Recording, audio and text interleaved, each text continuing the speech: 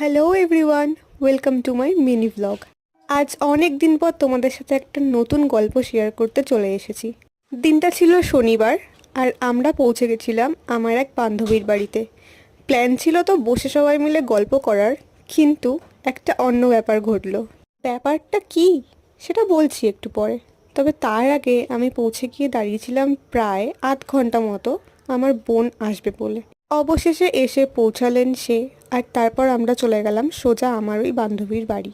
প্রায় 2 মাস পর আমরা আবার সবাই একসাথে একসাথে বসে হাসি ঠাট্টা তামাশা করার সময় পেয়েছিলাম। তবে এবার আসল কথায় আসা যাক। যেটা বলছিলাম, গল্পের মাঝেও একটা ছোট্ট সেলিব্রেশন ছিল, কারণ আমাদের মধ্যেই একজনের ছিল জন্মদিন। ছোট্ট একটা বার্থডে সেলিব্রেশন। তবে সেদিন তার বার্থডে ছিল না, বার্থডে ছিল 2 দিন পরে। কার বার্থডে ছিল সেই গল্প বলবো নেক্সট পার্টে। টাটা।